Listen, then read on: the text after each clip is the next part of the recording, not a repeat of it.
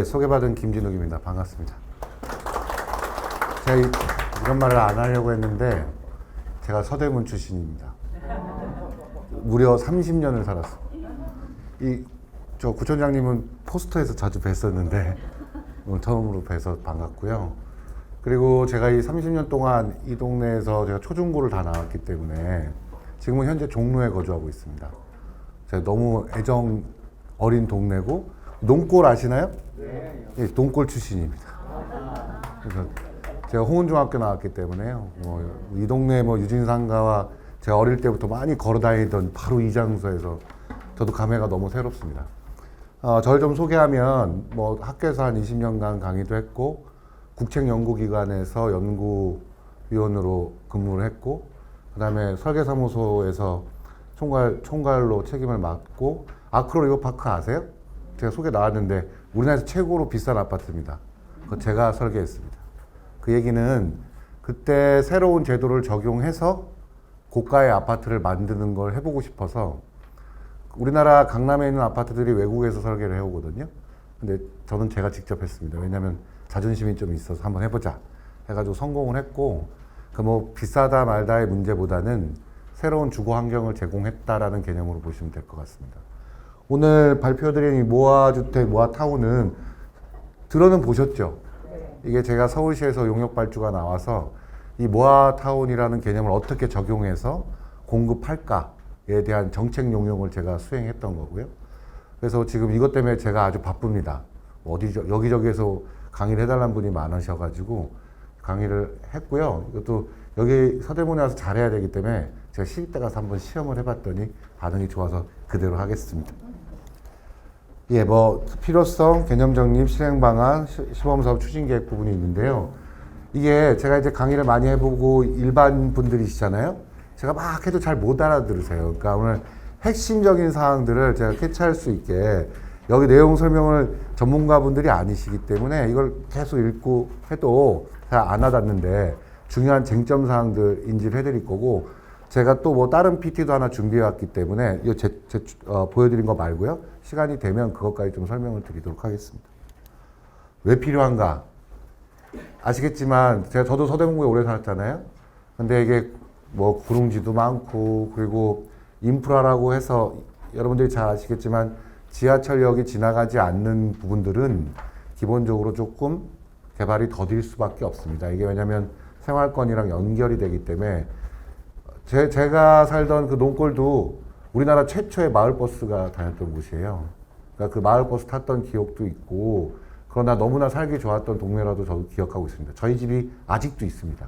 제가 오랫동안 30년 동안 살았던 집이 저희 아버지가 설계하셨는데 아직도 단독주택으로 남아 있습니다. 그 얘기는 그만큼 또 발전이 없다는 얘기입니다. 근데 이제 이러한 구릉지나 저층 주거지에 대해서 많은 변화를 가져오려고 해요. 왜냐하면 다른 곳들은 아파트 지어서 2배를 벌었다니 이런 말도 많이 들으셨잖아요. 근데 언제까지 이 동네는 이렇게 남아 있어야 되느냐. 이제 이것들을 어떻게 해결할 거냐라는 거에 대해서 이 모아타운이 나온 겁니다. 지금 제가 서울시에서 도시계획국에서 하는 것 중에 자연경관지구 높이를 풀어준다는 말 들어보셨죠? 그걸 지금 제가 진행하고 있습니다. 또 하나는 저층 주거지 주거환경 개선 사업지구 아시죠? 네. 거기를 이제 개발을 어떻게 해야 될까도 제가 진행하고 있습니다. 그러니까 제가 원래는 대규모에서 돈을 벌고 싶은데 맨날 소규모 하라고 해가지고 지금 요새 소규모 이렇게 작은 저층 주택지를 어떻게 개선할 건가에 대한 전문적인 일들을 제가 진행하고 있다고 알고 계시면 좋겠습니다. 보시죠. 이게 70년대 이후 도시화가 돼서 급격하게 주택들이 공급됐어요. 근데 저 80년대 다가구라는 게 아주 맹점인 주택입니다. 그때 분당 개발 아세요? 주택이 해서 분당 5개 신도시 막 개발할 때, 그러면 이거 어떡하냐. 그 전에 주택은 빨리 공급해야 되겠고, 전두환 정권 시절이었는데요. 그래서 주택을 완화시켜 준 거예요. 88년인가 85년인가? 완화를 시켜줬는데 그때 문제가 뭐냐면, 다가구 주택 많이 아시죠?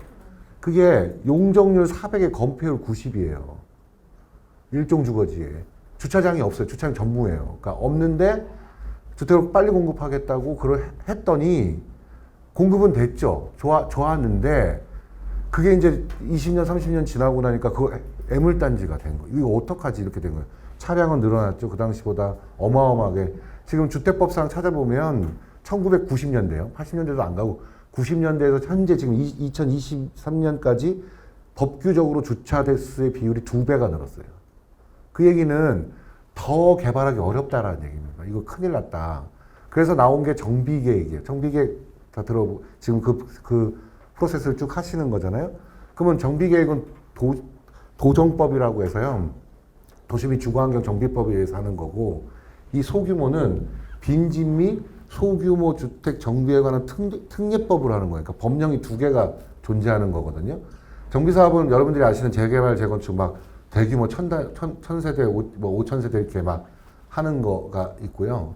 그런 거 못하는 조그만 단지를 어떻게 그러면 좋은 단지로 만들어줄 수 있을까 해서 새로 법령이 나온 겁니다. 그거를 확대 적용하기 위해서 그 소규모 정비 구역이라는 걸 지정하게 되는데요. 그 지정을 하게 되면 인센티브가 들어갑니다. 그 얘기는 개발 사업에 이익이 없는 곳에 새로운 인센티브를 줘서 개발을 해주게 하겠다. 구역 지정을 하자. 이 얘기입니다. 지역 지정을 하자 이겁니다. 그럼 이걸 요약하면 무슨 얘기냐면요.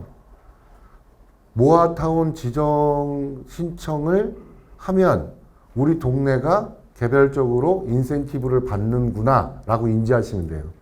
이해되셨어요? 그럼 모아타운 지정 신청을 해야 되겠어요? 안 해야 되겠어요? 일단은 해야 되는 겁니다. 왜냐하면 이 제도가 이렇게 공급된 지 얼마 안 됐어요. 그래서 서울시에서 이걸 어떻게 할까라고 정한 룰이기 때문에 모아타운 지정을 해야겠다 이렇게 생각하시면 되고요. 두 번째로는 그 지정 비용을 시에서 줍니다. 그 계획, 인센티브를 어떻게 주고 이거 어떻게 할 거라는 비용을 시 예산으로 하는 거기 때문에 일단은 하는 게 맞다고 보는 거죠. 그렇게 인지하시면 될 것 같아요. 그래서 보면 이 동네, 저희 뭐 산도 있고 북한산, 백년산, 저 백년산에서 뛰어나서 잘 알지만 뭐 서울의 대부분 도시라는 게 엊그제 인왕산 불났죠. 어쨌든 뭐 10분, 20분만 가면 산에 접근하고 너무 좋은 데인데 실제로 그 거주 환경 쪽에서 보면은 녹지나 공원이나 주차장이 엄청나게 부족해요. 그 아까 말씀드린 그 다가구 공급된 다음부터 주차장은 동네 골목마다 난리지 않습니까? 그 문제를 너무나 잘 알고 있고 이 문제를 해결하지 않는 이상 이 저층 주거지의 해결점은 없다라고 판단하고 있는 겁니다. 그러면 잘 생각해 보세요. 이 모아주택이 폭발적인 인기, 모아타운이 폭발적인 인기를 끌었던 이유는 아파트들 할 수 있다, 우리도. 이렇게 인지하고 계시는 거예요.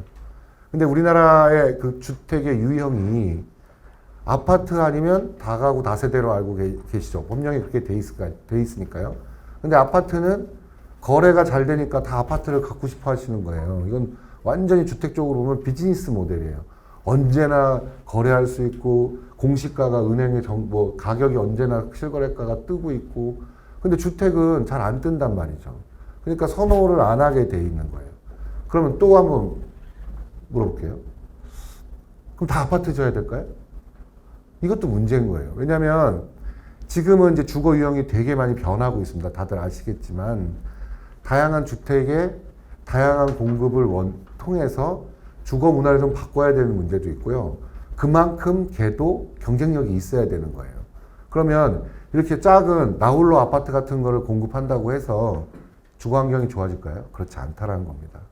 그러니까 일부는 아파트, 그 다음에 특화된 새로운 아파트들을 공급해야만 경쟁력이 있고 많은 분들이 다시 우리 동네로 올 수 있는 여건을 만들 수 있다라는 개념이니까요. 그렇게 인지하시고 지금보다 밀도도 높아지고 용적률도 올라가고 높이도 올라갑니다. 그러면 그걸 잘 조성해서 이 동네만이 갖고 있을 수 있는 좋은 아파트를 만드는 것이 이 모아타운을 하는 핵심 사항이에요. 그냥 단순히 고층 아파트를 만들겠다. 그건 되게 쉬워요. 어렵지 않아요. 그냥 다 풀어주고 그냥 다 올리면 돼요. 근데 그게 진짜 경쟁력이 있을까라고 했을 때 그렇지 않다라는 겁니다. 보시면 이 주변과 단절된 거, 그 다음에 잠시만요. 기침이 나와서 죄송합니다. 그 다음에 이게 강제 철거하고 뭐 맨날 이렇게 조합과 싸우고 막 이런 문제들이 있죠. 우리나라 조합 형태를 살펴보잖아요. 저 뭐 대규모 조합단지 보면 항상 비대위, 그걸 반대하는 집단이 있고 소송을 하고 그 이익을 어떻게 나누냐 가지고 문제를 갖고 이런 문제들이 너무 많습니다.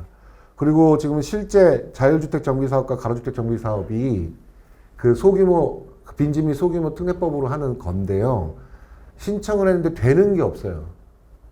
신청해서 가겠다고 하지만 실제로 지어졌어? 라고 보면 23개소에 불과해요. 그러니까 법령이 있어서 추진하겠다는 의사는 많았으나 실제로 완공된 건 없다. 그럼 그 문제가 뭐냐?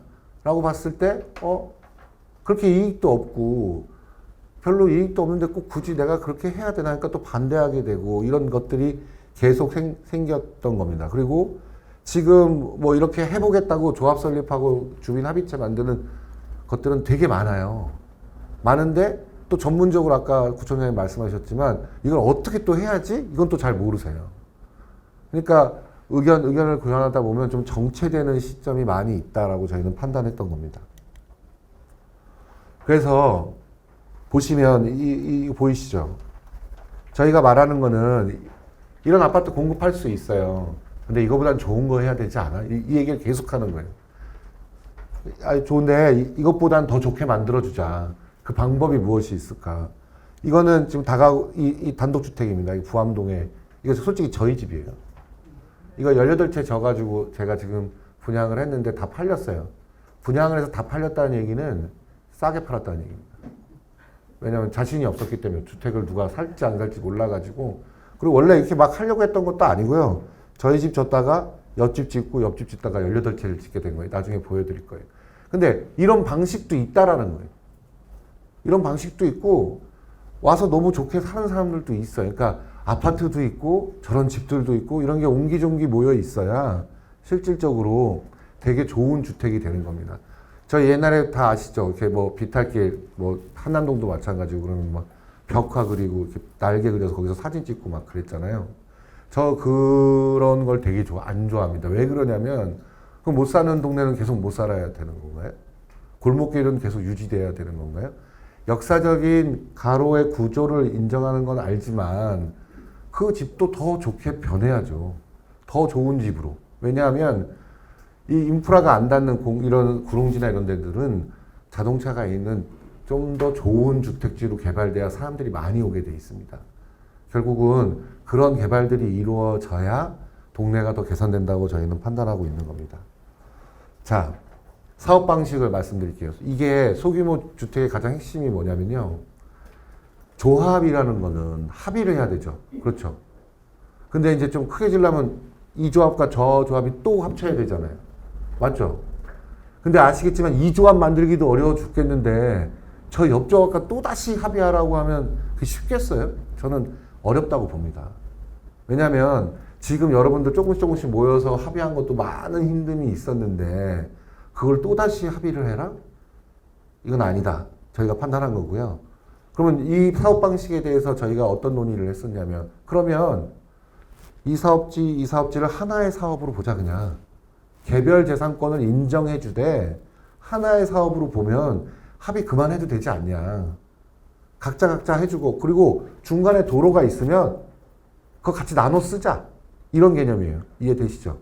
그러니까 사업성은 좀 더 올려주고 합의 구조를 그렇게 커다란 단위로 갖고 가지 말자. 지금 계신 분들끼리 잘 할 수 있고 옆과 협의해서 잘 할 수 있도록 인도해 주면 되는 것이지 그걸 굳이 합의체를 꼭 하나의 사업지로 만들어야 법령적으로 할 필요가 없다. 그래서 이 개념이 처음으로 도입된 겁니다. 그래서 그러면 같이 오세요. 빨리 같이 오시면 무조건 같이 해드릴게요. 라는 태도로 변한 거예요. 이해되셨나요? 그러니까 특징적으로는 사업 단위가 작아도 상관이 없다예요. 그리고 이익 부분은 더 나눠드릴 거다. 라는 부분이라고 인지하시면 될 것 같습니다. 그리고 이제 사업 활성화 부분에 있어서 정책적으로 이제 종상향을 해줍니다. 모아타운은요. 일종도 이제 맨 처음 할 때는 2종 이상만 했어요. 지금은 1종도 받고 있어요. 전제 조건을 보고요. 할 수 있겠다고 판단되면 1종도 2종으로 상향하고 높이에 대해서 판단해보자 이거죠. 아까 제가 자연경관지구 뭐 이런 저층 구릉지의 높이 규제 제가 하고 있다고 했잖아요. 자연경관지구가 설정된 기준을 봤더니 원칙이 없어요. 예? 그냥 누가 정했는데요. 한 30년 전에 계속 밀고 오는 거예요. 자연을 경관을 보호하겠다는 건 알겠으나 집이 너무 노후화된 거예요. 그러면 그 경관을 보호하는 의미가 뭐가 있냐예요. 솔직히 그럼 살 수 없는 동네로 만드는 것은 문제가 있기 때문에 높이에 대한 생각을 다시 한번 해보자 라는 게 지금 진행 중이고 아마 올 연말쯤이면 그 프로세스에 대해서 거의 나올 겁니다. 그러면 지금 하고 있는 이런 모아주택 이런 것들이 더 탄력을 받겠죠. 높이에서 지금 묶여있는 곳들이 많으니까요. 그래서 그런 부분들이 변화하고 있다고 보시면 될 것 같습니다. 자, 그래서 모아주택은 뭐냐면요. 필지를 모아라는 겁니다. 옆에 필지, 내 필지 같이 하는데요. 개별 필지 인정하겠다 해요. 꼭 합의해서 같이 하지 말라는 거예요. 제가 이 말을 제가 엄청나게 강조했던 이유는 제가 이제 실제로 이제 설계사무소랑 건설사도 갖고 있습니다. 시행사도 하고 있습니다. 실제로 부암동에서 집을 져보니까 옆집 사람과 합의하는 게 제일 힘들어요. 그리고 재산권을 서로 합의가 안 되는 상황이에요. 그리고 우리는 제가 이렇게 나서서 이게 서로 이렇게 하시면 좋습니다. 그러면 100% 저를 사기꾼으로 보세요. 그러니까 이게 얘기가 안 돼요. 그래서 제가 이 강의를 되게 좋아했던 이유는 공공에서 직접적으로 나서서 말씀을 해주시는 거예요. 공공을 빌어서 제가 입으로 얘기를 하잖아요. 그러니까 이건 법령으로 잘 할 수 있는 프로세스가 있음에도 불구하고 사업자가 가서 얘기를 해보면 너 무슨 꿍꿍이가 있을 거야. 절대 제 말을 믿지 않습니다.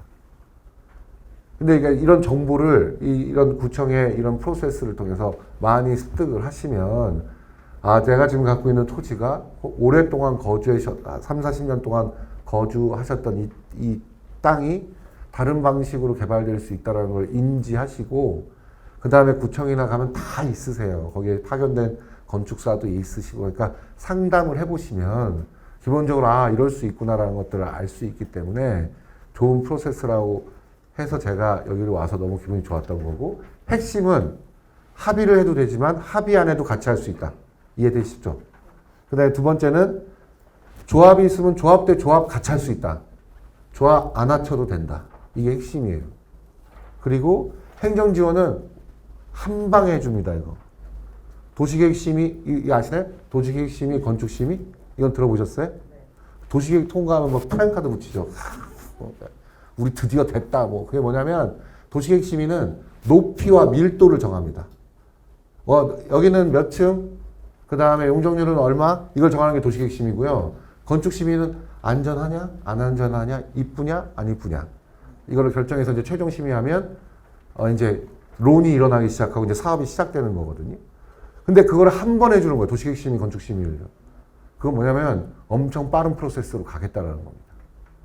이렇게 하면 거의 1년 정도 줄어요. 우리나라 심의라는 게 도시계획심의 딱 가면 통과가 안 돼요. 절대 안 돼요.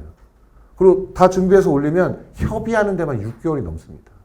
이과 가서 문제 저과 가서 이런 얘기들을 엄청 하고 또 다시 보류해요. 보류. 그럼 한번 재심의 또 받아야 돼요. 또 받아야 돼요. 이거를 계속했다라는 거죠. 그러면 이제 또 같이 하시는 사업하는 분들이 쟤는 능력이 없나 봐. 또 다 들고 일어나가지고 바꿔야 되는 거 아니냐. 또 잠깐 또 헤어졌다가 또 한 2, 3년 가는 거예요, 그냥. 그러니까 그렇지 않게 하기 위해서 한 번에 원 프로세스로 해주겠다라는 게 가장 핵심 사항입니다. 그러면 기본적으로 모아타운 지정하고 모아타운 안에서 개별적인 사업들을 하면 한 번의 프로세스로 보내준다고 하니까 모아타운 지정을 해야겠죠. 제가 해서 지정하라는 게 아니고요. 지정하셔야 빠른 프로세스를 갈 수 있다는 겁니다. 그리고 이 모아타운은 이제 뒤에 또 나오지만 여러 가지 장단점이 있기 때문에 그거에 대한 말씀을 드리려고 하는 겁니다. 금융지원은 그렇게 이게 시가 금융지원을 할 수 있는 프로세스가 별로 없어요. 그래서 아까 말씀드린 것처럼 이 지역을 지정하는 용역비 그게 예를 들어 대부분 필지 단위로 한 3억 정도 됩니다. 그거를 거의 시와 구청이 매칭 펀드로 하는 걸로 알고 있는데요. 어쨌든 세금으로 지원해서 수립해 주니까 신청해서 선정돼서 계획을 수립하는 것이 훨씬 합리적인 방안이라고 보고 있는 겁니다. 필지 모은다고 했죠? 예? 예? 개별 재산권 인정하지만 합쳐서 할 수도 있고 따로 할 수도 있다. 핵심은 따로 해도 무방하다. 이해되시죠? 그 다음 두 번째는 새로운 주거 대안 마련하겠다. 지금 모아타운 막 이제 뭐 엄청나게 많습니다. 한 60개인가? 지금 이 타운 이거 한 60개인가 40개인가 그래요. 제가 선정위원이거든요. 근데 이제 시도 조금 겁나는 거예요. 야, 여기 자칫 잘못하다가 아파트만 다 갑자기 나홀로 아파트들만 많이 생기면 아, 이거 주거 문화에 대해서 좀 문제가 있는 거 아닌가? 해서 지금 모아주택 TFT를 또 운영합니다. 거기도 제가 끼어 있는데요. 그러면 어떻게 좋은 주택을 공급하는 가이드를 주지? 라고 해서 디자인도 발코니도 특화되고 뭐 테라스가 엄청 큰 발코니를 만들 수도 있고 이런 것들을 어떻게 하면 할까라고 제도적으로 저희가 그 대안을 제시하고 있고요. 그런 것들을 통해서 설계가 될 수 있도록 하는 겁니다. 그래서 아까 말씀드린 것처럼 한 번 더 나온 거예요. 필지 사업단이 행정지원, 금융지원을 모아서 모아주택을 하겠다는 거. 그렇게 인지하시면 될 것 같습니다. 자, 보시죠. 이게 보면 개인 재산권을 인정하는 합리적이라는 말을 말씀드리죠. 이게 옛날에는 무조건 이걸 합의를 해야 돼요. 합의를. 그러면 문제가 뭐냐면 이 두 분이 내 자리가 어디야를 싸워요. 난 이 자리가 좋은데. 그리고 자기 자리가 훨씬 더 좋아 보이고 저놓으면 남의 게 훨씬 좋아 보이거든요. 사람 심리가 어쩔 수가 없어요. 그 싸우기 때문에 그러지 말고 그냥 요거 따로따로 A, P, 필지. 그리고 둘이 법규적으로 문제되는 거는 둘이만 합의만 하면 예를 들어 지금 법규로 0.5m 이거 떼도 되거든요. 붙여도 돼요. 둘이 합의만 하면. 그리고 주차장은 보시는 바와 같이 다 같이 써 그냥. 이거를 꼭 합치지 않아도 지하는 같이 쓸 수 있습니다. 지하는 같이 쓸 수 있는 법령이 있어요. 현행법에 있어요. 이걸 제도를 잘 모르셔서 그렇지 옆집과 우리 집이 개별 집을 이렇게 짓고 야 지하만 우리 같이 쓰자 해도 절대 재산권이 합치되는 게 아니에요. 요새 법령으로 다 돼 있어요. 그거를 모르시기 때문에 못한다고 저희는 알고 있는 거예요. 그래서 알려드리는 거예요. 근데 좋잖아요. 옆집과 같이 쓰면 우리 집은 주차장이 안 나와요. 우리 것만 파면. 근데 옆집과 같이 파면 나오거든요. 그러니까 그렇게 하실 수 있다라는 겁니다. 그런 거를 그림으로 설명드리는 거예요. 맞벽으로도 할 수 있다. 뭐 정부 1조 사선 제한 요 옆집까지는 서로 인정하면 괜찮다. 뭐 이런 얘기 하는 겁니다. 예, 지금 보시죠. 이제 블록 단위. 이게 이제 가로주택, 자유주택 이렇게 하는 겁니다. 그러면 이 블록 단위를 이렇게 했어요. 하면 요 묻혀서 요 지상 주차를 기존에는 이렇게 했죠. 주차장 요 도로를 빼야 되니까요. 그죠? 따로따로 사업지를 따로따로 개발하니까 지하를 이렇게 해서 요 도로 밑은 쓰질 못해요. 지금은 어떻게 하는 거냐면요. 요 도로를 이 사업자 둘한테 팝니다. 나눠서 팔아요. 반 쪼개가지고 이쪽 저쪽. 그러면 대지가 늘어나니까 용적률이 올라가겠죠? 맞잖아요. 그리고 요걸 다시 도시 입체 결정이라고 해서요. 다시 도로로 지정해요. 판 다음에. 내 거지만 다시 뺏어갑니다. 되게 합리적인 프로세스예요. 그리고 지하를 같이 나눠 쓰는 겁니다. 요 지하를요. 그럼 요 도로 면적 밑에만큼 주차장 면적이 늘어났겠죠? 이게 별거 아닌 것 같은데요. 어마어마한 장점이 있습니다. 실제로 해보면요. 그럼 아까 제가 말씀드린 게 뭐예요? 이 사업자 합의해라.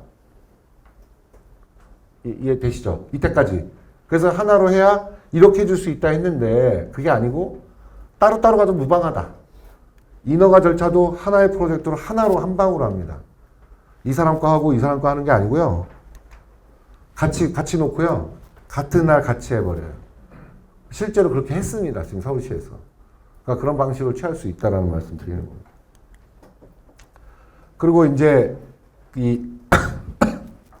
죄송합니다. 이 컨설팅이라는 게 뭐냐면 지금 이런 거예요. 이런 거. 제가 와서 설명드리는 거예요.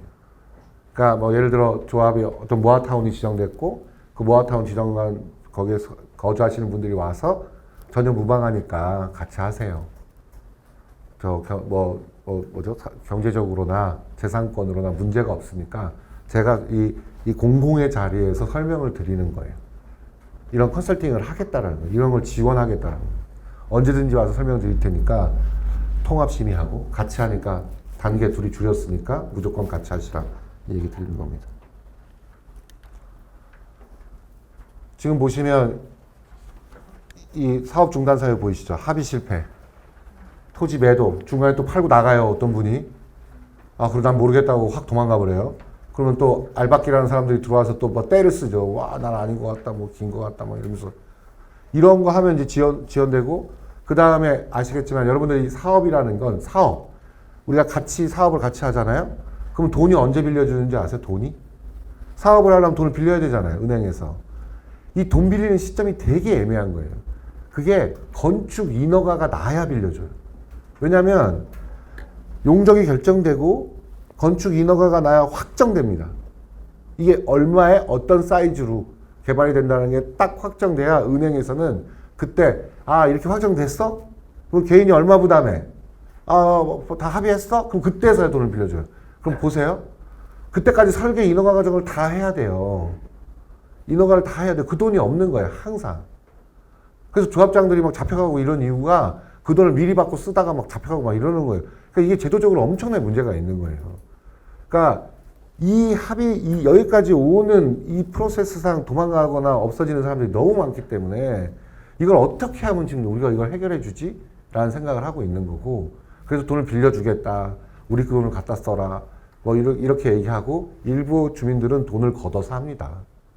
왜냐하면 계약금 받고 하면 되니까요. 그러니까 이런 부분에 대한 문제가 있었기 때문에 저희가 하는 거고 허그 자금 이거 쓸 수 있게 적극 지원해서 허그 자금이라는 게 뭐냐면요. 저희 주택 청약 들으셨잖아요. 그 모아놓은 돈이에요. 그걸 저리로 빌려주겠다는 거예요. 은행 돈 말고 국가에 모아놓은 돈을 조금 저리로 빌려주겠다. 이런 것들 지원하겠다라는 얘기였습니다. 실행 방안이죠. 보시면 이게 모아타운이라는 거는 뭐 10만 제곱미터 미만 이런 법적 사이즈가 있어요. 근데 이거를 이렇게 해보니까 계획 세우기가 좀 너무 어려운 거예요. 좀 더 넓게 보자. 그러니까 범위는 아니지만 동네를 좀 더 넓게 보고 동네의 구조를 잘 분석해서 여기에 공원, 여기에 커뮤니티 시설, 여기에 주차장 이런 곳들을 지정하자. 그리고 그 돈을 투입하자. 재정적으로. 될 수 있게 투입하고 그러면 하나 여쭤볼게요. 모아타운으로 지정됐어요. 전부 모아주택이 돼야 되나요? 아니라는 거예요. 단독주택도 개발할 수 있다라는 거예요. 그게 그러면 그 단독주택은 저 아파트보다 더 나쁘냐? 아니라는 거예요. 똑같은 성능을 가질 수 있게 그만큼 용적을 더 주고 단독은 단독대로, 아파트는 아파트대로 갈 수 있는 룰을 만들겠다는 게 이 제도의 핵심입니다. 그러면 동네가 다 좋아지니까 서로 이렇게 다양성 있는 동네가 훨씬 좋잖아요. 같이 모여서 사시기도 좋고 그런 의미로 보시면 될 것 같고 아까 그런 기반 시설 조성 비용도 지원해주겠다. 행정 지원도 강화하겠다. 뭐 이런 얘기들입니다. 그래서 이게 100m 바이 100m 이렇게 이게 그림 그리기 좋아서 이 논현동 걸 한 거예요. 서대문구에 이런 동네가 없어요. 아시죠? 이렇게 반듯한 동네라고는 찾아볼 수가 없는 게 저희 서대문구잖아요. 그러니까 이런 건 쉬워요. 어렵지 않아요. 서대문구는 훨씬 어렵죠. 근데 더 장점도 있습니다. 구릉지가요 절대 나쁘지 않습니다. 개발을 해보면 훨씬 좋은 집을 지을 수 있습니다. 그러니까 그런 것들이 있으니까 걱정 안 하셔도 됩니다. 그래서 생활 거점 만들고 그 다음에 정비형 이렇게 다 같이 모아 하는 거는 정비 사업 프로세스로 빨리 해버리자 이런 얘기를 해드리는 거고 이렇게 군데군데 가는 거는 거점 만들어서 어떻게 지원해 줄까 이런 얘기를 하자. 그리고 모아타운은 한 방에 되는 게 아닙니다. 한 방에 되는 거는 큰 정비 사업 이런 거예요. 여기는 한 방에 할 수가 없어요. 한 방에 하려면 또 10년 기다리셔야 돼요. 그렇게 하지 말자고요. 그냥 개별적으로 다 갈 수 있고 이렇게 시스템으로 가면 점점 동네가 좋아지니까 그렇게 안 보셔도 된다고 말씀드릴 수 있겠습니다. 그리고 통합 개발할 경우에는 그래 진짜 합의했어? 그러면 더 좋게 해줄게. 이런 인센티브도 또 주는 거예요. 그래서 이제 기부 체납하는 거 여기다 묶어가지고 공영주차장이랑 공공시설이랑 다 같이 함께 공급해 줄게요. 이런 계획도 갖고 있는 거고요. 하나의 시행구역으로 통합해서 하면 공공소유로 해주겠다는 겁니다. 이게 보시는 바와 같이 이런 주택 보이세요? 이거 핀란드에 있는 거예요. 이런 거 할 수 있잖아요. 좋은 주택 할 수 있어요. 그리고 훨씬 더 아파트보다도 경쟁력 있는 테라스, 이런 연립주택, 다가구 주택, 아니죠. 공동주택인데 이제까지 보지 못했던 아파트와 다른 유형의 주택들을 만들 수 있다. 이렇게 얘기할 수 있겠습니다. 그 다음에 이제 여러분들 아파트라는 게 요새 잘 보시면 아시겠지만 도시주거라는 말을 쓰거든요. 저희는 요새 아파트의 문제가 뭡니까? 담 쳐놓고 다른 사람 들어오지 마라. 그게 좋을까요? 왜냐하면 우리나라는 재산권에 대한 자기 소유가 되게 많기 때문에 뭐 있으면 무조건 담쳐서 내 거라고 판단하지만요. 이 등재되는 거나 뭐 등기상에서 재산권이 사라지질 않아요. 근데 이렇게 오픈하는 이유는 서로 같이 쓰면 이 땅의 가치가 훨씬 높아집니다. 왜냐하면 그 도로에 대한 기본적으로 커뮤니티 시설이나 사람들이 모이는 동네가 활성화돼야 그 동네가 많은 사람들이 와서 좋게 살게 돼 있어요. 유럽도 어디도 다 그렇습니다. 그러니까 이제는 담장이나 이런 거 치지 말고 옆집과 소통할 수 있고 길을 오픈하고 거기에 커뮤니티를 같이 하고 이런 시설들을 가로에 집중적으로 배치하라는 개념을 갖고 있는 거예요. 가로에 상가랑 커뮤니티 시설이랑 전부 배치해라. 법적으로 뭐 노인정이나 저 어린이집이나 이런 것들 다 부대복리시설로 갖춰야 되는 법률적인 게 있거든요. 그런 것들을 가로에 웬만하면 다 해라. 그래서 보세요. 여기에 가로주택 사업 하나가 있고 여기 또 있고 여기 있잖아요. 그럼 맨날 여기서 조그맣게 서로 다 다른 거, 그 조그만한 거 다 배치하지 말고 이 가로 전체 분석했을 때 도서관 하나 크게 서로 나눠서 합리적으로 계획을 보고 제대로 된 사이즈의 시설물들을 나눠서 설치해라. 그거를 소규모 관리지역, 모아타운 계획에 이 계획 내용을 담는 겁니다. 그래서 시행하실 때, 이 조합과 이 조합은 따로따로. 하지만 이 길을 토대로 좋은 시설들이 밀집되게. 그래서 훨씬 더 경쟁력 있게 만들어 드리겠다는 게 이 얘기입니다. 아까 세제 혜택 얘기했죠? 넘어가도록 하죠. 그 다음에 이 상담 컨설팅, 사업 홍보, 사업 추진 지원, 금융 뭐 비원. 아까 똑같이 얘기했던 부분입니다. 근데 이제 아시죠? 아까도 말씀하셨지만 구청장님이 민간 주도입니다. 이제 공공이 막 이렇게 하면 따라오는 시대는 지난 거예요. 그리고 민간이 해야 훨씬 잘합니다. 공공은 행정적 지원을 계속 해주는 거예요. 제가 지금 아까 뭐 이력에 서울시 뭐 공공건축가라고 돼 있잖아요. 공공건축가가 원래 이 제도가 왜 생겼냐면요. 그러니까 뭐 왕노릇하라는 게 아닙니다. 조력자예요. 조력자. 민간과 공공을 중간에서 잘 이해할 수 있도록 설명을 잘 해라. 도와줘라.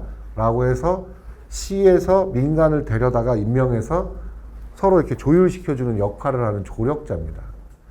그 얘기는 뭐냐면 이제 뭐 공공이 이렇게 하면 이렇게 하세요 할 수 없고 민간이 막 한다고 때를 쓴다고 해서 또 공공이 그걸 막 해줄 수도 없어요. 그러나 민간이 원하는 방식대로 이해해서 공공이 지원해 줄 수 있는 프로세스를 통해 해주겠다는 개념으로 보시면 돼요. 이해되세요? 그러니까 세상이 많이 바뀌고 법도 많이 바뀌었어요. 지금 이런 법들이 우리나라가 얼마나 자주 바뀌는지 잘 모르시죠? 건축법 같은 경우는요, 1년에 한 4-5번 바뀌어요. 저희가 걸레법이라고 하거든요. 하도 바꿔가지고. 그러니까 저도 몰라요. 맨날 건축 사업 인허가를 내지만 바뀌었어? 맨날 이래요. 그러니까 그 정도로 자주 바뀌어요. 근데 지금 상황은 정체된 이제 할 거 다 하고 이렇게 저층부에 남아있는 거 제발 이제 어떻게 해줘야겠다. 큰일 났다. 이런 거죠. 그러니까 빨리빨리 이걸 정비해서 살 수 있는 곳으로 바꿔줘야만이 이제 이쪽에서 이제 서울도 더 정착하고 기본적으로 도시가 발전할 거라고 봅니다. 전 세계적으로 지금 다 들어보셨죠? 이 동네가 서울이 이렇게 인구가 막 빠진다고 막 그런 얘기 들어보셨잖아요?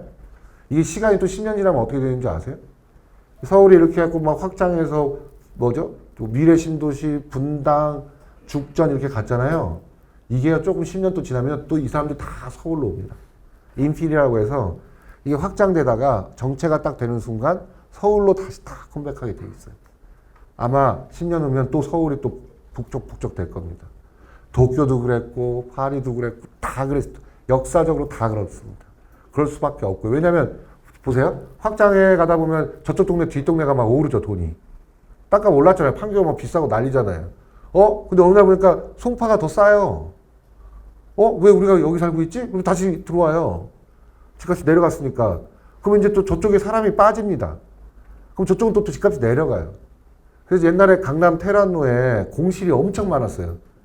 저 송파랑 이런 데 판교 개발될 때. 그래가지고 강남 사람들이 뭐 난리가 난 거죠. 테란로에 공실이 너무 많으니까. 그러니까 가격을 내렸죠? 또 저 동네 사람들이 또 다 일로 왔어요. 그래서 또 저쪽이 또 다 내려가고 있어요. 그러니까 이거는 한정된 자원으로 확장할 때 왔다 갔다 하면서 이런 문제가 발생하기 때문에 서울은 언제든지 다시 붐빕니다. 다시 붐빌 수밖에 없고요. 그러니까 이거에 대한 정비를 마련할 수밖에 없었다. 이런 말씀 드릴 수 있겠습니다. 이제 시작이죠. 금천구 시흥도, 강북구 번동. 이게 정비지원령이 강북구는 어떤 그 가로주택 하시는 분들과 정비사업자가 잘 만나서 아주 잘 진행하고 있었어요. 아주 설명을 잘해서 자기들이 막 이렇게 진행을 잘하고 있어서 저희가 시흥동과 번동을 검토했던 부분입니다. 그래서 도시활성화, 이 보시면 계획의 범주는 2개가 있는데 관리지역이 요만큼씩뿐이 안 돼요. 근데 도시를 분석할 때는 더 크게 보고 구조적으로 분석을 하자라고 했던 거고요. 보시면 뭐 주변에 어떤 것들이 있다. 뭐 남의 동네이니까 뭐 그냥 그렇게 판단하시고, 보시면 야 여기에 현황도로가 이렇게 사람들이 차량이 이렇게 로테이션 되는데 도로가 좁으니까 8m로 좀 확폭하자. 그리고 요 생활권에서 인프라 생활 거점이 이런 곳에 있어야 이 사람들이 잘 작동하겠다. 요 지점에 이렇게 만들어주면 보도 생활권에서 왔다 갔다 하면서 공원과 주차장, 그러면 나머지 또 잘 정비되겠구나. 이렇게 판단해서 이 그림을 그린 겁니다. 그래서 보시면 이거를 제가 아까 말씀드렸잖아요. 전부 아파트로는 안 하겠다. 조합이 결성된 지점에는 같이 하시는 거, 블록 단위로 하는 거는 이렇게 하시고, 만약에 이런 필지들의 난 주택이 좋다 그러면 협정개발, 아까 말씀드린 것처럼 이 네 블록을 각자 집을 짓 때 주차장은 지하주차장 협정할 수 있도록 그래서 지하주차장 같이 놓고 좀 더 경쟁력 있는 주택으로 마련해드리면 참 좋겠다. 이런 생각을 했던 거고요. 지금 서울시에서 준비하고 있는 것 중에 하나가 뭐냐면, 이게 뭐 하잖아요? 이거 하나 더 주택이라고 지금 할까 말까 하고 있는 게 하나 있는데요. 요거를 이제 집주인이 그냥 대필지 주인이세요. 2채를 짓는 거예요. 한 채, 2채. 그리고 한 채는 매입 임대주택으로 SH에 팔아버리는 거예요. 그러면 주택 짓는 비용을 내가 다 마련할 수 있잖아요. 그리고 은행도 사줄 사람이 있잖아요. 돈을 바로 빌려줘요. 약정을 했잖아요. 저랑 SH랑. 그래서 제가 그걸 제안한 겁니다. 이거를 개별 단독주택도 하나는 사줘라. 반반 나눠서 짓고. 그러면 집이 작지 않냐 막 이런 말씀 되게 많이 하세요. 주택이 몇 평이야 크다고 생각하시는 거예요? 이게 되게 달라요, 생각이. 근데 주택은요, 15평짜리 2계층만 돼도요, 정말 다양한 집을 지을 수 있습니다. 훨씬 이때까지 보지 못했던, 제가 저 보니까 그래요. 17평, 15평 2계층만 돼도 다락방 만들고 뭐 이렇게 해서 좋은 집을 지을 수 있습니다. 그러니까 방식은 여러 가지가 있다라는 거예요. 그래서 이런 동네예요. 지금 막 이렇게 과밀화되고 아까 다가구 주택 막 밀집돼 있고 막 이런 주택을 이런 식으로 바꿀 수 있다. 군데군데 이렇게 블럭형이 들어가고 전반적인 것들에 대한 주택의 변화, 여기 아까 말한 협정형 단독주택지도 들어가고 이렇게 변화할 수 있다라는 그림을 그린 겁니다. 그래서 보면 생활거점 어떻게 할 건지, 커뮤니티 가로, 이건 아까 뭐 커뮤니티 시설 이쪽에 다 모이기로 했죠. 그러니까 이쪽 가로에 다 배분해서 이쪽은 도서관 제공하고 이쪽은 큰 경로당 제공하고 이런 걸 다 이쪽에 몰아주겠다라는 겁니다. 그래서 이제 번동입니다. 그래서 번동 거 보시면 요 블럭이 개발되는데 저희가 분석한 건 이쪽 전체, 도시구조에서 이쪽 전체를 바라본 거고요. 보시는 바와 같이 뭐 이렇게 어린이집 이런 게 있고 해봤더니 도로는 6m 구간, 이건 8m 구간. 이렇게 하고 생활 거점에 녹도를 이렇게 이쪽 학교를 기준으로 이렇게 연결했으면 좋겠고, 여기 강이 있기 때문에 이 강은 쭉 따라서 녹도를 계속 연장했으면 좋겠다. 이런 계획을 구체적으로 한번 하고요. 이제 필지로 들어와서 요게 사업지니까 이 사업지에서 지금 여기에 5개의 조합이 있습니다. 그리고 요 도로 아까 말씀드린 것처럼 요런 중간 도로 폐도할 거 폐도하고 실제로 나눠 쓸 거 나눠 쓰고 그래서 사업성을 엄청 좋게 개선해 준 거고 종상향도 해줬어요. 여기는 종상향도 다 부분적으로 해줘서 다 그 용적을 나눠 가질 수 있게 다 정리해 준 겁니다. 이걸 저희 회사에서 했고요. 보시면 이런 동네예요. 많이 보던 동네죠? 예? 이게 이 사람들이 이렇게 온 거예요. 아파트 높게.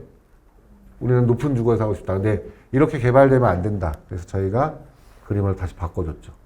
실제로 이거 지금 초안인데요. 완성된 그림은 따로 있습니다. 여기 보시면 테라스 하우스도 있고 다양한 주택 유형과 높은 고층 주거지도 있어요. 그러니까 이렇게 다 조합마다 또 배분을 해서 이쪽에 하나씩 타워 하나씩 다 들어가게 해주고 이렇게 좋은 동네로 만들어준 디자인된 아파트를 공급할 수 있도록 정리해줘서 지금 실제로 시행 중입니다.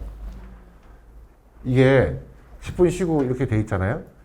근데 제가 오늘 날씨도 구지고 안 쉬고 쭉 조금 짧게 하시는 게 좋을 것 같습니다. 그리고 저도 이제 강의를 제가 중대에서 20년 한 학기도 안 쉬고 강의했거든요. 건축학과에서. 근데 이걸 해보면 이 강의를 듣는다는 것이 엄청나게 힘든 일이에요. 졸리기도 하고 뭐 이게 뭐 만만치 않은 일입니다. 이게 그래서 계속 딴 얘기도 하고 이러는 거거든요. 그리고 저는 제가 이따 나중에 메일 주소 알려드릴 테니까 뭐 이 자료를 좀 달라. 나 궁금하다. 전 무조건 다 보내드립니다. 뭐 컴퓨터 자료는 뭐 제가 갖고 있는다고 이게 뭐 보존되는 것도 아니기 때문에 무조건 다 드리니까 메일 주시면 다 보내드리고 아니면 제가 서대문구청 쪽에 다 드릴 테니까 달라고 하세요. 맞아. 이걸 나한테 다 달라고 하면 내가 매번 보내드려야 되니까 이쪽에 제가 갖다 놓겠습니다. 예, 그래서 오늘 이건 끝났는데 아직 한 30분 정도를 더 제가 해야 되거든요. 근데 제가 이걸 짧게 한 이유가 있어요. 이걸 제가 이렇게 막 자세하게 해봤자 잘 못 알아듣어요. 그럼 오늘 강의를 좀 정리할 필요가 있어요. 뭐라고요? 모아타운은 신청하면 무조건 이득입니다. 그 비용을 내준다니까요. 그 계획 비용을요. 그리고 신청된 지역에서는 인센티브가 따라갑니다. 인센티브 받아야 될 거 아니에요. 혼자 하는 것도 좋지만 받을 수 있다라는 거거든요. 그리고 뭐라고요? 꼭 합의 안 해도 된다고요. 옆집과 우리 꼭 합의해서 같이 해야만 되는 게 아니고 합의가 안 되면 자기 재산권 인정하고 따로따로 해도 된다고요. 그게 필지 대 필지도 그렇고 사업 대 사업도 그렇다고요. 이해되셨나요? 그리고 한 방에 해준다고요. 빨리 해준다고요. 제가 너무 좀 약장사 같나요? 네. 어쨌든 이게 지금 저희가 이 서대문구 그 다음에 아시죠? 농골 올라가도 동네가 요만요만 하잖아요. 예? 제가 농골에 살 때 미성 아파트 들어와가지고 난리가 났어요. 그 미성 아파트가 들어오기 전까지는 동네에 다른 사람이 오면 알아요. 저 동네 사람이 아닌 걸. 근데 이제 미성 아파트가 들어온 다음에 또 이게 우리 동네가 이제 다른 사람들도 있다 이제 이렇게 됐는데 그런데 그게 그 당시에 개발 기법은 축대 위에 졌기 때문에 좀 볼썽사납죠. 실질적으로는. 그렇게 안 짓습니다. 저는 그 축대에 테라스 하우스 만들고 해서 아주 좋게 짓을 수 있는 방법이 너무 많아요. 그럼 제가 살았던 그 농골 홍산동만 해도 지금 만약에 제가 계획기법을 써서 구릉지에 대한 아파트나 여러 가지 단독주택지나 이런 것들을 좋게 할 수 있는 방법은 너무나 많아요. 그 들어가면 우와 할 정도로 좋게 만들 수 있고 실제로 저도 거기 30년 살았지만 동네가 너무 좋아요. 백년산 바로 뒤에 있고 이런 동네가 어디 있습니까? 너무나 좋죠. 좀 올라가기 좀 힘들 문제가 있긴 하지만 올라가면 좋습니다. 그래서 저도 이런 정원여중 쪽 제가 명주고등학교 나왔으니까 남가자동 쪽 연희동 다 컨디션이 다 다르죠. 평지도 있는데 약간 있고 구릉지가 대부분이고요. 그러니까 그런 거에 따른 개발 방식을 다양함을 다 알려줘서 거기 사시는 분들이 우리는 이런 방식으로 하면 되겠구나. 우리는 이런 방식으로 하면 되겠구나. 다 동네마다 다른 거예요. 그렇게 해서 하자. 좀 제발 좀 하자. 라는 얘기를 좀 드리고 싶었던 겁니다. 물 한 잔만 먹겠습니다.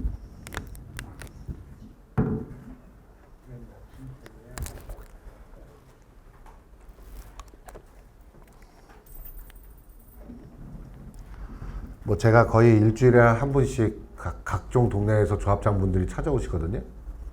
우리 동네 어떻게 했으면 좋겠냐고. 그리고 서울시에서 제가 이게 강의한 거나 뭐 이런 것도 보시고 직접 전화하시는 분들도 있고. 그럼 제가 항상 얘기해 드려요. 지금 제도가 이렇게 공급될 때는 막 규제를 해요. 그러다가 이제 불경기가 되고 이제 아무도 사업을 안 하면요. 규제를 막 풀어줘요. 근데 엇박자로 하는 게 제일 나쁜 겁니다.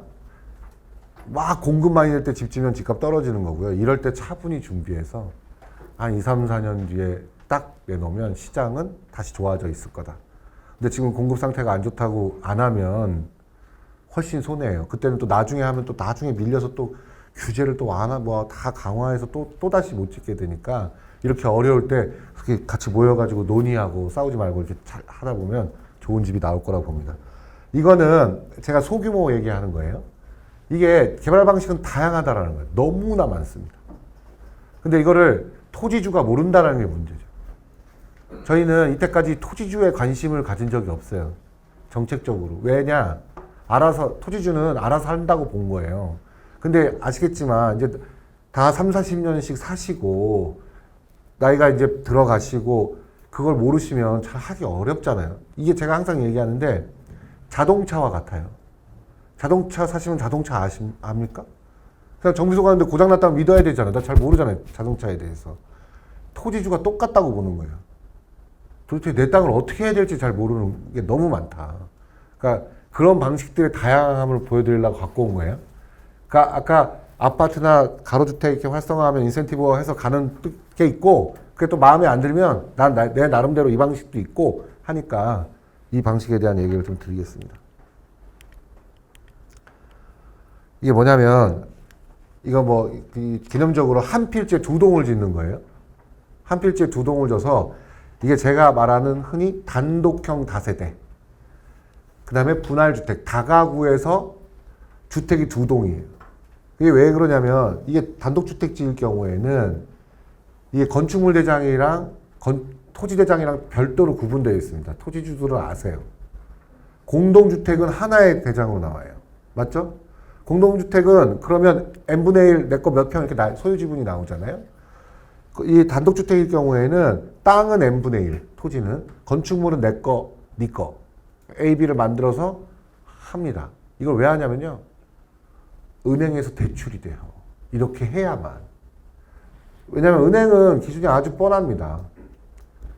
망했을 때 내가 가져갈 수 있어? 이걸 보는 거예요. 근데 집이 붙어 있잖아요. 그럼 분쟁이 생기니까 따로 떨어뜨려야 됩니다. 언제든지 은행에서 가져갈 수 있게. 그 얘기는 거래가 언제든지 될 수 있게. 이 주택 개념을 만든 거예요. 옛날에 땅콩주택 들어보셨어요? 그 땅콩주택이 잘 가다가 갑자기 사라졌어요. 아세요? 안 나오잖아요. 그게 왜 그러냐면 벽이 붙었잖아요. 두 개가. 그러니까 이게 소유권 문제가 생긴 거예요. 나중에 팔고 살 때. 아닌데 긴데 뭐 이러다가 이제 그게 이제 공급이 안 되는 겁니다. 그렇게 보시면 됩니다. 이거는 그래서 제가 얘기하는데 이건 땅콩주택이 아니다. 잣주택이 좀 더 비싼 거니까 잣 정도 수준은 된다라고 얘기하는 거고. 제가 이거 부암동에 여기 집을 진 겁니다. 이게 필지가 요 한 필지에 3개, 요 필지에 2개, 요 한 필지에 3개, 요 필지에 2개 이렇게 공급한 거예요. 괜찮아 보이세요? 저기서 저 종로구에 계셨던 과장님이 일로 오셨어요. 서대문구로. 이 내용 잘 아십니다. 민원이 하도 많아가지고 그걸 엄청나게 해결해 주셨기 때문에. 근데 이게 제가 말씀드리고 싶었던 거는 이런 주택 유형을 보셨어요? 이거 단독주택이에요. 이거 아까 말씀드린 거 바닥 15평짜리예요. 15평짜리 1층, 2층 다락방이 있는 거예요. 근데 요 밑이 지하라서 이렇게 지하로 진입해서 이렇게 올라가는 집들이거든요. 할 수 있어요. 내놓자마자 다 나가요. 아파트와 경쟁력이 있습니다. 비교해도. 그러니까 다양한 방식이 있다는 걸 무조건 아셔야 돼요. 그럼 내가 아까 말씀드렸죠. 내가 하나 살고 하나는 매입 임대주택으로 넘기는 거예요. SH에 사가라. 그럼 사갑니다. 다 예산도 다 마련돼 있어요. 언제든지 임대주택으로 팔 수 있어요. 그러니까 이런 것들을 할 수 있는 제도가 다 있다라는 겁니다. 그래서 이런 것들이 있다라는 거고요. 제가 이렇게 해서 1차, 해서 뭐 이렇게 주택들이에요. 2차, 3차. 제가 이거를 막 계획을 갖고 한 것처럼 보이시죠? 전혀 아닙니다. 이거 땅 샀다가 옆집에서 시끄럽다고 하라고 하고, 이거 했는데 너는 이건 안 하냐고 하고, 그러다가 뒷집에서 사장님이 넌 7년 동안, 5년 동안 어떻게 집 앞에서 공사만 하냐. 내 땅도 사가라 해서 또 산 거예요. 제가 하고 싶어서 했던 게 아니에요. 그냥 하다 보니까 이렇게 돼버린 거예요. 그래서 아까 본 것처럼 여기에 18채가 다 돼 있는 겁니다. 현재. 근데 이게 서대문에서 흔히 보는 구릉지예요. 다 작은 집이에요. 큰 집이 없습니다. 이거 제일 큰 게 25평이에요. 바닥. 그러니까 50평짜리 땅만 있으면 이 집 하나 짓는 거예요. 요 집은요. 15평, 17평이에요. 그럼 이 땅 사이즈가 건폐율이 50%니까 예? 60평, 70평 있으면 두 채를 짓는 거예요. 그러니까 이런 방식이 있다는 걸 보여드리고 싶어서 제가 이걸 가져온 거예요. 아까는 아파트 하는 것도 있고요. 맞죠? 같이 하셔도 되고요. 이렇게 개별적으로 하셔도 모아 타운 안에서는 용적을 더 주겠다. 지금 이거 3층까지 풀겠다라는 거거든요. 높이를요. 단독주택 3층 이상 더 풀어주겠다. 지금 그걸 지금 계획하고 있는 거예요. 그러면 지금 여기서 더 찾을 수 있겠죠. 더 높게. 그럼 집 하나에서도 또 임대 낼 수도 있죠. 그러니까 그거는 계획하기 나름이기 때문에. 그리고 이런 거 이렇게 건축 잘하는 분들은 너무 많습니다. 너무. 우리나라에 이렇게 할 사람들은 너무 많아요. 그러니까 그 분들 찾아서 이렇게 개발하셔도 된다라는 거고요. 저 동네 전경 보여드리는 겁니다. 내부 뭐 이렇게 하는 거고요. 이 집이 결코 아파트보다 쌉니다. 제가 그 말씀 드리는 거고 실제로 지어진 것들이니까 모습 보시면 될 것 같고요. 현재 이렇게 운영되어 있습니다. 그리고 이제 그러면 집만 지을 수 있느냐? 그렇지도 않아요. 보시면 이렇게 두 필지 아시죠? 다 동네 필지구에서 다 넘어가 있는 거. 그리고 막 옛날에 해가지고 찌글찌글하고 이렇게 땅이 다 돼 있어요. 이거를 우리나라의 현재 건축법의 건축협정을 통하면요. 이 토지를 반드시 정리할 수 있어요. 서로 맞바꾸는 거예요. 이 제도가 있어요. 모르시는 거지. 옆집이랑 정리하면서 다 할 수 있습니다. 이거는 이분들을 둘이 설계를 하실 때 저희가 건축협정 제도가 있어서 일단 토지 정리하시죠. 토지 정리해드린 거예요. 그렇잖아요. 이게 왜 문제가 되냐면요. 건축법규상 집을 이렇게 띄워야 돼요. 그러니까 집이 이런 집이 생기는 거예요. 그러니까 그거는 불합리하잖아요. 벽이 똑바르지 못하니까.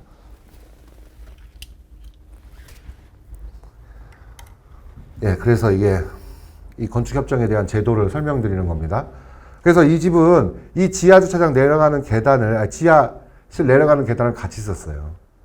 이 대지경계선에서. 같이 만든 거예요. 대지경계선에서 500, 500씩 떼야 되거든요. 그 500, 500, 1m를 한꺼번에 계단을 만든 거예요. 1m짜리 계단을. 훨씬 좋아지죠. 그러니까 협정을 하면 재산권은 서로 다르지만 같이 좋게 쓸 거는 다 같이 좋게 쓰겠다라는 논리예요. 그래서 이 집이 어떻게 지어진, 이건 근생인데요. 이 두 집이 지어진 겁니다. 그래서 공사하는 과정이고요. 이렇게 지어진 거예요. 그거 보시면 여기 계단 같이 쓴 거예요. 자기 계단 만들었으면 요 반쪽만 계단만 만드는 거잖아요. 같이 쓰는 계단을 만들어서 정리를 한 겁니다. 그리고 이건 또 다른 평택에 제가 했던 건데 건축협정에 대해서 얘기해드리는 거예요. 만약에 집이 80평이에요. 땅이. 예? 그러면 상가주택이라고 아시죠? 이렇게 밑에는 상가하고 위에는 임대주택 만들고. 근데 그 집이 이게 두 개가 같이 있는 거예요. 두 개가 같이 있어요.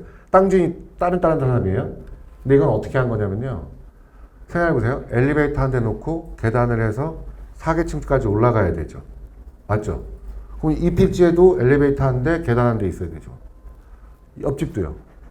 계단 하나, 엘리베이터 하나. 근데 이거 두 개 다 있어야 돼요? 몇 세대 되지도 않는데? 그래서 제가 저 두 집을 붙이고 코어를 같이 쓰게 한 거예요. 이것도 건축협정에 있습니다. 재산권도 다 분리되어 있습니다. 그러면 뭐가 남아요? 원래 하나 있어야 되는 계단실이 남죠. 그게 몇 평인 줄 아세요? 요만한 80평짜리 땅에 60평 정도 됩니다. 계단실 면적이 다 더해보면. 이해되시죠? 그러면 둘이서 30평 나눠 갖는 거예요. 30평 나눠 갖자. 그래서 30평의 이익이 더 생긴 거예요. 이해되시죠? 그리고 나중에 개발할 때 또 협정에 대한 파기하고 하면 돼요. 근데 저희가 이렇게 다양한 방식의 제도를 활용해서 수익을 더 올려주는 프로세스를 정하는 겁니다. 이해되셨나요? 그래서 이게 지어졌어요. 실제로 보시면 여기에 하나하나 코어가 있었는데 이 두 개 같이 쓰는 거예요. 하나하나 있었는데 같이 쓰는 거예요. 그랬더니 여기 이만큼씩 남는 겁니다. 이해되세요? 이 2층에 요만큼이 다 남는 공간이에요. 저기에 저희가 뭐 커뮤니티 룸이나 이런 것도 조성해 준 겁니다. 나눠가지고. 이해되셨나요? 그러니까 이게 실제로 지어져서 뭐 이렇게 운영되고 있고 저희가 지금 하고 있는 주택들입니다. 그래서 지금 지어지는 과정이고요. 이게 실제로 지어졌어요. 여기 남아있는 거예요. 남아있는 공간. 그러니까 이게 뭐 80평 정도 되면 이렇게 다세대 주택을 지셔도 되고 옆집과 함께 그리고 지하철장이라고 생각하면 같이 쓰면 되는 거잖아요. 그러니까 이런 방식이 있다는 거 보여드리고 싶어서 오늘 제가 준비해 온 자료들입니다. 뒤에 것들은 뭐 그리 중요한 것 같진 않고요. 그래서 오늘 제가 말씀드리고 싶었던 강의들이 이 정도 되고요.